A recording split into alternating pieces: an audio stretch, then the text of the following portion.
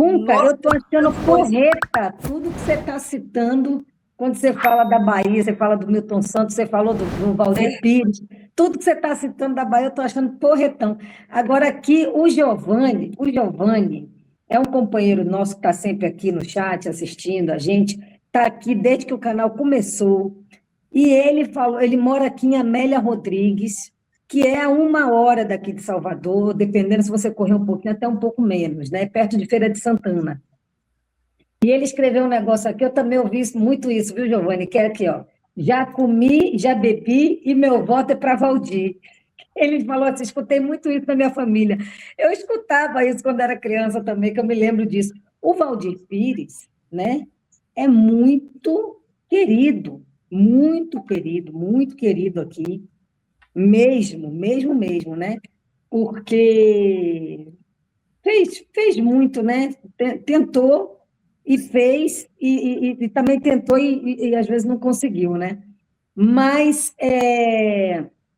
o que eu quero te falar é o seguinte: tem uma pergunta aqui da Edith O Oli. Valdir tentou salvar a Previdência, mas só para dizer, a Bahia, o problema do Valdir é que ele teve que largar a Bahia e virar ministro da Previdência e participar daquela coalizão da transição da nova república, porque ele era um homem mais tradicional, mais equilibrado na posição.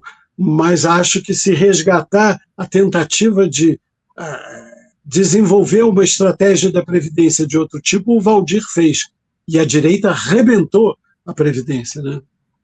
O Valdir Pires, ele é muito querido aqui. Se você pegar o pessoal mais velho aqui e falar em Valdir Pires, né? O pessoal de esquerda, de centro-esquerda, né? Obviamente. Olha, a Edith Oli. Cunca, na sua opinião, onde foi o estopim para esta alienação geral dos jovens e também de alguns mais velhos? Tá com tempo? Não, daqui a pouco eu tenho um problema do efeito dos remédios que eu tomei para o exame amanhã. Então vamos avançando para o fim. Essas perguntas são importantes. Vou fazer. Se você quiser, Cunca, a gente pode fechar com essa pergunta da Edith Oli, tá? Porque eu sei, porque aqui o pessoal sabe que eu fiz esses exames também, que inclusive eu contei aqui, semana passada, como é que foi o exame, porque quando eu voltei da anestesia, que eu estava a Lucy Crazy, aí contei aqui, o pessoal tem risada pra caramba. As aulas acabaram e eu tenho que fazer agora nessas 15 dias de férias os exames. Eu tinha feito uma piada também, que ela fez uma pergunta que tem tanto desdobramento, né, que eu falei, nossa, tá com tempo, porque essa resposta é abrangente. Então, vamos ver. Não tem uma resposta geral. São 3 coisas diferentes.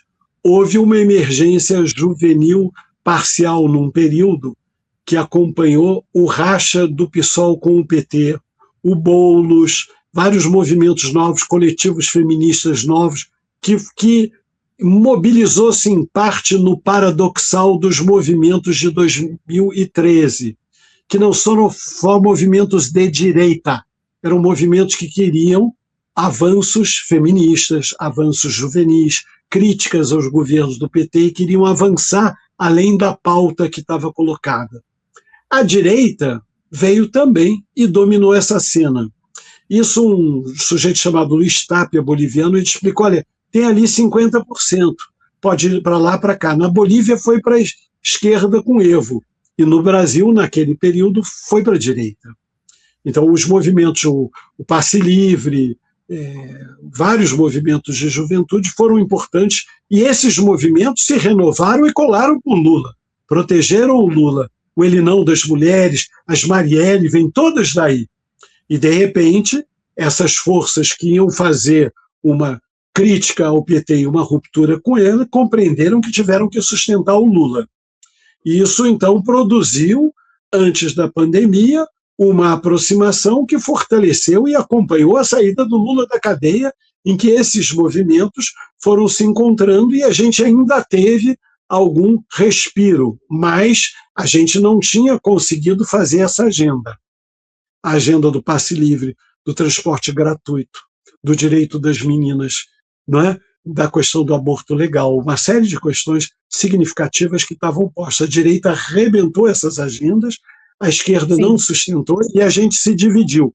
entre universalistas e identitários. A pauta negra, a pauta feminista, a pauta universalista, e a gente tem que produzir essa conversa. Felizmente, o Lula e o Bom Senso produziram uma aproximação entre as mulheres, as trans, as talírias, as trans, a Talíria, deputada estadual, as Renatas, as Jandiras, muitas mulheres presentes e tal, Fernanda Melchior, Boulos se aproximando, todo mundo e tal, mas a gente não tinha conseguido. E as jovens que entraram na universidade com a pandemia, quer dizer, durante de 2016, com muita destruição das políticas de cotas, das políticas sociais, e muita perseguição na universidade, com a criminalização de professores, suicídio de reitores, perseguições a jornalistas, perseguições, mortes de defensores de direitos, a gente teve um processo de violência, o retorno aos massacres nas favelas, culminando com o massacre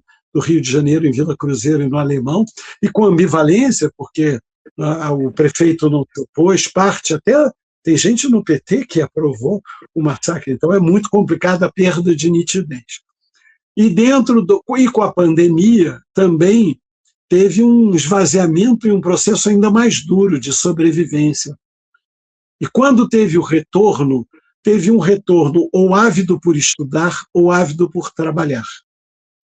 E aí esse elemento de politização que teve um pouco em 2013, depois teve um pouco a partir da morte da Marielle, teve um pouco com a saída do Lula do cárcere, quer dizer, ele foi afetado, e eles expuseram à sociedade brasileira uma opção paradoxal, porque nós defendíamos o direito das pessoas se protegerem. Nós mesmos não fazíamos aglomeração, era a direita que queria fazer. A direita golpista que estava ávida para o golpismo de juntar as pessoas e forçadamente. Então teríamos que descrever. Agora, cada vez que você quebra o sustento, você produz violência contra a universidade, produz violência contra as populações, produz violência contra os movimentos, tem efeito. Com a pandemia, ainda é um efeito mais desastroso. Imagina a gente ter que defender a vacina.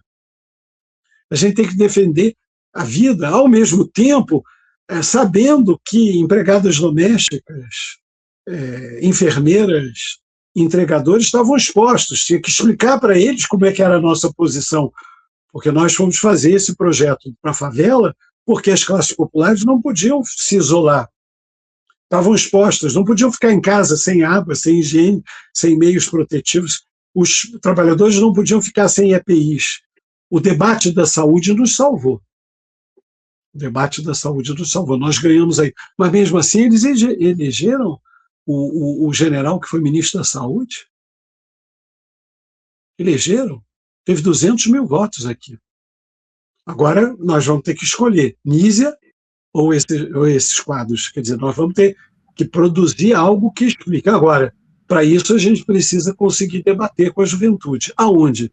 Nas escolas e universidades. O que aconteceu também nesse período? A automação avançou. As redes avançaram. O ensino à distância avançou. IA avançou. Então, a gente também teve a diminuição dos encontros presenciais, tão importantes para a juventude. Fragmentou o modo de vida, os estilos, até ter reencontros, até ter reaproximação, até revalorizar e reposicionar estrategicamente o lugar dos professores e das professoras, até ter comida na universidade, os bandejões funcionarem no meio da crise de financiamento das universidades. Minha universidade, a universidade maior do Brasil, ela precisa sustentar, ela é endividadíssima, tem recursos, a gente tem que transformar o modo de gestão, garantir a alimentação. Então, tudo isso sendo recomposto, e a juventude espremida na necessidade de ir à universidade, ao mesmo tempo uberizada, ao mesmo tempo tendo que conviver com a disputa da aceleração cultural e das transformações no mundo tiktokizado, e nós também. Então, eu acho que são transformações, e o mundo regredindo, com Gaza, com Vila Cruzeiro, com o Alemão. Quer dizer, a ideia de matança, quer dizer, o trumpismo ainda piorou. E ele foi visto pelo bolsonarismo como a sua salvação. No que a sociedade brasileira estava tomando consciência, os jovens também, eles produziram novos medos. Eles produzem novos medos. Eles são capazes de deixar o barco rolar e produzir desordem em qualquer cidade, porque tem sempre uma camada de polícia em torno do bairro popular. Porque quem, em última instância, administra são camadas, né? Narcotráfico, milícia, não sei o quê, sistemas policiais, etc. E isso tudo gera uma economia que mistura a cadeia, o território, não sei o quê. Então, também é muito complexo. E o peso desses ilegalismos, o comércio ambulante, a vida de entregadores, a uberização, a precariedade avançou muito e a juventude foi a mais afetada nas suas expectativas. Aquele mundo de ir para a fábrica, ir para a escola, ir para o exército, não é? Os homens, os meninos iam para o exército, não tem mais. Nós não reinventamos a renda básica da juventude, nós temos o pé de meia na escola, nós ainda não temos, nós não mexemos no orçamento para garantir isso. Educação jovens e adultos, é isso. Temos que ter uma EJA forte, temos que garantir a permanência nas escolas, temos que garantir que a gente consiga combinar o uso de tecnologia com o ensino-aprendizagem, com a leitura. É um pouco. Essa é muita coisa. Aprendizado, crítica. Eu dou uma noção. Eu sou muito palpiteiro, vocês, cheio de problemas também, cheio de limitações, mas a minha missão, pelo menos, durante esse ano eu estou me dedicando um pouco a pensar qual é essa plataforma e como a gente pode despertar contra paixões mórbidas a defesa da potência da vida, né? E a saúde é o significante principal, não é a segurança. A saúde é que garante a segurança, é que ordenaria as políticas, não é? As pessoas descobrem isso quando sofrem de não ter moradia, de não ter alimentação, de não ter transporte. Aí depois você vai falar que era segurança e o trem não funcionou em São Paulo, privatizado, não é isso? A água não funciona, privatizada, não é isso? A eletricidade é cara e incessante, a Eletrobras foi privatizada. A comunicação é problemática e cara. Quer dizer, a gente teve a vantagem da revolução do celular no consumo, mas teve a desvantagem da perda dos satélites, né? Então é um pouco assim simples, como o petróleo só não basta, a gente tem que ir para outras fontes de energia, etc., né? Então, aí são outras mudanças. Saneamento. Bom, e as mulheres, vocês, o barzinho e as mulheres com a potência. Obrigado, da próxima vez eu vou estar mais alegre e tomando aqui um vinho, alguma coisa para ficar mais... Nossa, mas você não está alegre? Caramba! Oi, gente, eu sou a Sara Miranda do Folha TV. Eu tô aqui para agradecer sua presença no nosso canal e pedir para você continuar apoiando o nosso jornalismo progressista independente, que precisa muito da sua ajuda. A primeira coisa, se você não está inscrito no nosso canal, já faz isso agora e receba as notificações das nossas lives. Além disso, você pode acompanhar toda a nossa programação durante a semana. Também tem outras formas de você continuar nos apoiando financeiramente. Uma delas é pelo Pix, folhademocrata@gmail.com. Também temos o apoia-se/Folha TV, onde você faz contribuições mensais e recorrentes e nos ajuda muito. Além disso, você pode se tornar membro do nosso canal. Clica lá no YouTube em tornar-se membro, veja qual é o pacote que melhor cabe no seu bolso e fique mais pertinho da gente, inclusive em grupo de WhatsApp com toda a nossa equipe com quem você pode interagir. Apoiar um canal progressista também é uma forma de militância. Então fica aqui com a gente, apoia o Folha TV, eu te vejo nas próximas lives. Beijo, até mais!